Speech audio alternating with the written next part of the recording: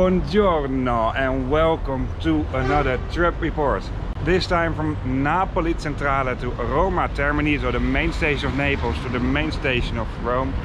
One moment, I will risk my life. We will risk our lives because of the street.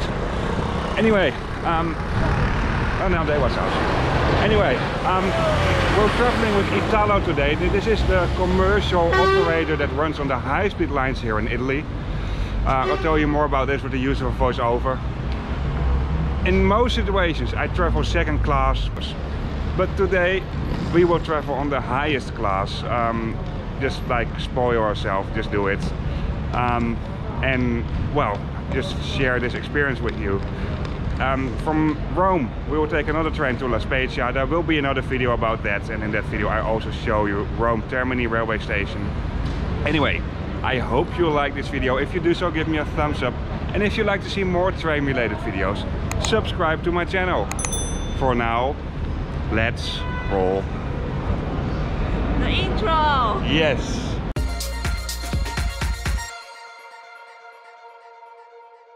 After spending some nice days in Napoli, visiting Pompeii, where I also made a video about, it's time to head on with our Italy and Switzerland trip.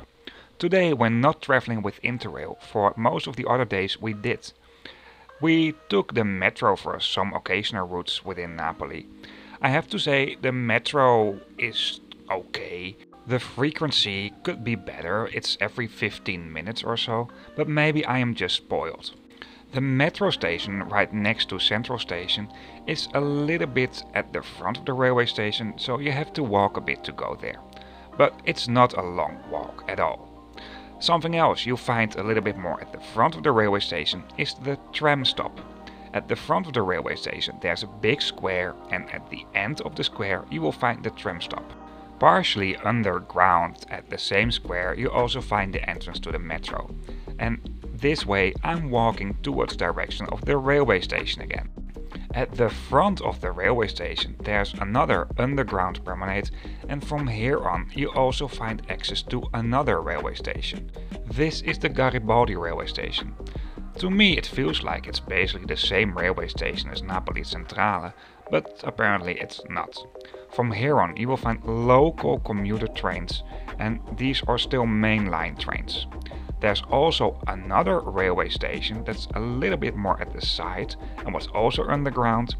These are the narrow gauge trains that will also go to Pompeii. I will show you more of these railway stations, both of them, in the Pompeii video, where I also made a trip report about. The narrow gauge railway line that's only for commuter trains is a little bit more at the side of the railway station. It feels way tighter over here because, well, it's smaller and busier at this spot. But once again, more on this in another video where I tell you more about how to travel between Napoli and Pompeii. This here is the tunnel at the front of the railway station that's more or less integrated within the central railway station and is linking the narrow gauge commuter railway station and the regular mainline commuter railway station with each other. Over here you find, well, quite obviously for a big railway station, and especially for a part that is linking three parts of the railway station with each other, an awful lot of shops. And of course there are lots of places where you can enter the main course of the central railway station from here. Napoli Centrale is a terminal railway station. So basically all tracks do end here, but it's not the final destination for most trains. At the front of the railway station there's a taxi stand and a pick-up and drop-off zone for railway passengers by cars. It's very good integrated, and well, basically the layout is relatively easy. You'll find a lot of shops at the front of the railway station, some places where you can buy tickets, information points, etc. Vending machines for both Italo and Trenitalia can be found within here as well. Infrastructure to buy your ticket online is really good as well. I use Trainline for my tickets.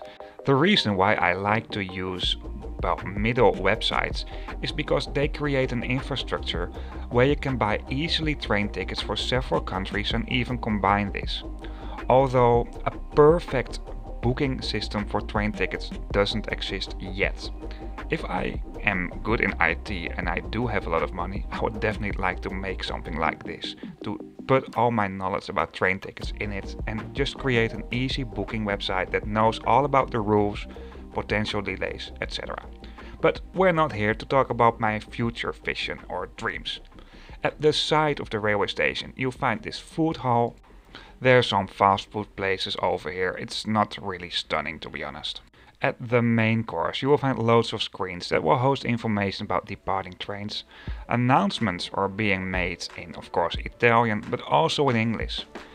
In terms of passenger information service, I think Italy is doing a great job.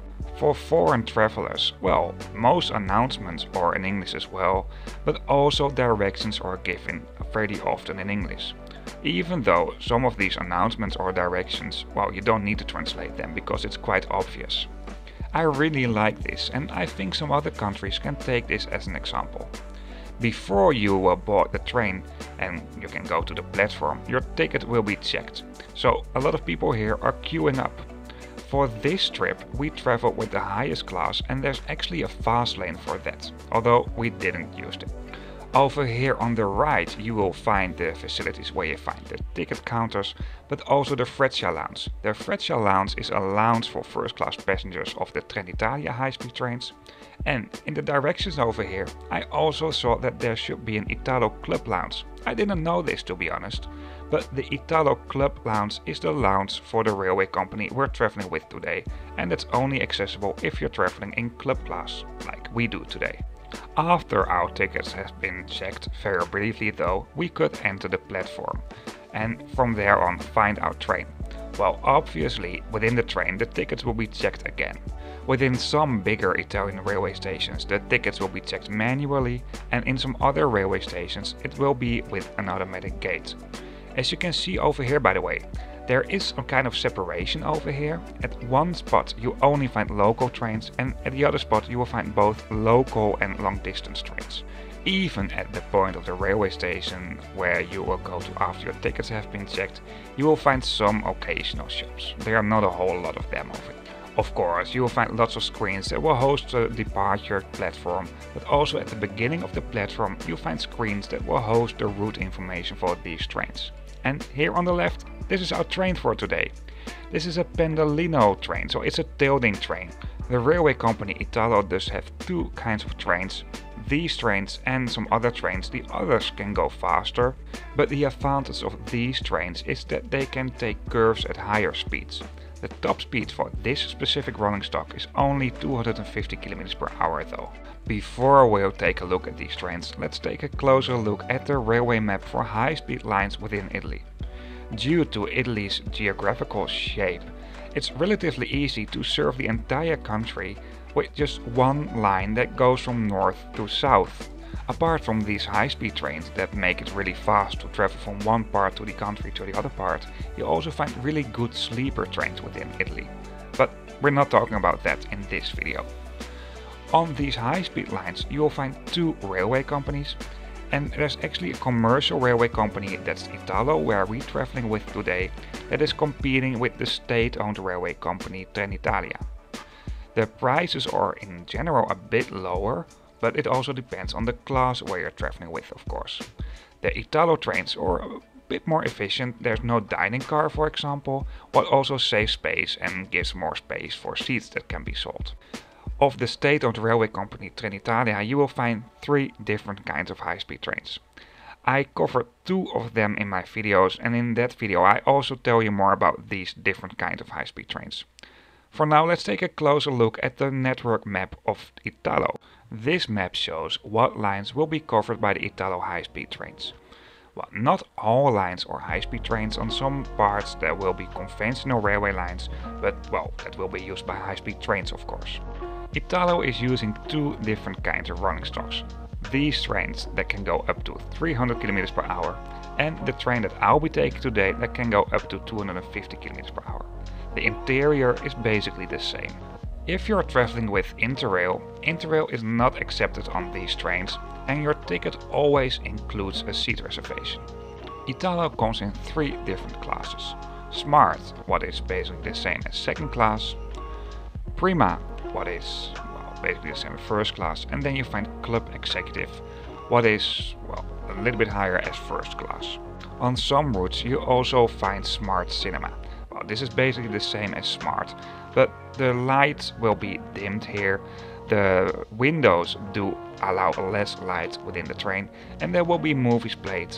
You will also get some headphones to watch the movie. But since my Italian is not that good, that doesn't work for me. At the side of the train, at the doors, you will find the digital route information screen, and the carriage number have been written at the side as well. Apart from that, small screens at the platform will indicate what carriage number will stop where at the platform. The Prima class and the Club class can only be found at one side of the train. So in this situation we had to walk a little bit to the front part, because that is where it was in our situation. Well, the class numbers or descriptions have been written very clear at the side of the train. Apart from that, some icons will be displayed at the side of the train as well, but since you have an assigned seat anyway, that doesn't make a whole lot of sense.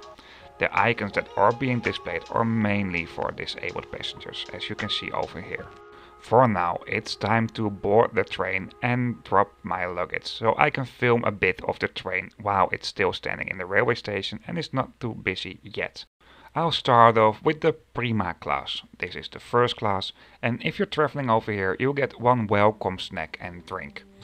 The seats do come in a 2x1 configuration. For luggage, of course, you can use the overhead luggage racks. Between the carriages there are also some space for luggage, so special luggage racks.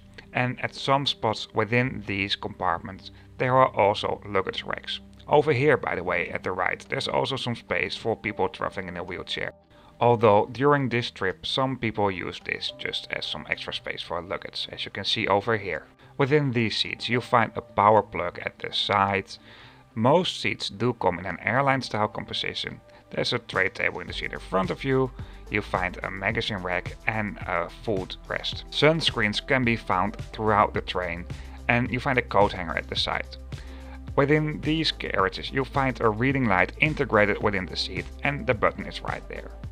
You can recline the seats as well, and even if I recline these seats I still have enough leg space, and I'm a very tall guy. Within these trains there's no dining car. Instead of that you will find a vending machine where you can buy snacks and drinks at several spots within these trains. I haven't tested this out though. The second class or smart class comes in a 2x2 configuration, so 2 seats on both sides of the aisle. Most seats do come in an airline style or long distance bus composition, what is not that common in Italy though. At the middle of these open compartments you'll find some seats that do face each other. The seats that do come in an airline style composition do have a footrest, a magazine rack where you find the magazine of Italo, a tray table you can fold out in the seat in front of you, and also between the seats in front of you you find a small garbage can. Power plugs can be found right below your seat in the middle, and at the side you find a handle you can use to recline the seats. If I fully recline this, I still have enough leg space. I'm very tall though, even though you obviously have more space in the higher classes. Seat numbers can be found throughout the train at the side of the seats and just below the luggage racks, and screens at the ceiling will host route information. You'll find these screens all over the train in all classes. Just like in the other classes, you also find some luggage racks at the end of these carriages, and before you enter a compartment the coach number has been displayed as well. This is how the toilets look like. Pretty fine, nothing special. At last I will show you the highest comfort categories within these trains, and this is the Club class. The Club class comes just like the class that's below the Club class, the Prima, in a 2x1 configuration, but you just have some more space. There's a luggage rack over here as well, and over here you find 2 4-people compartments that you can book privately. This is very popular for example celebrities. Within these carriages you just have some more leg space. There's too much distance between the seat in front of you, so you'll find a tray table within the armrests of these seats. Of course there's also a magazine rack, a food rest and a coat hanger. Obviously you don't need to worry that there's no power plug, because you'll find power plugs between the seats, and if you're sitting in the solo seats it's at the side. Another thing you'll find at the side is the handle to recline the seats, and at the side you also find a button where you can use to switch on or off the reading lights. In club class, free water and coffee is included, although due to COVID restrictions this was a little bit sober during our trip. You also find the 4 people compartments you can book privately, like I mentioned earlier. Personally, I don't really like this because you just have not that much leg space over here. It's rather tight, to be honest. Some snacks and drinks were included in our ticket over here as well. And well, that's basically it. You get a little bit more service than in the Prima class. Ticket prices are based on the demand of passengers, and for our trip, Prima was only slightly more expensive than Smart. However, Club was a lot more expensive. We still enjoyed it though, but personally I would not spend this money another time on club class ticket. For now I'll show you some views from the train between Napoli and Rome along the high-speed line.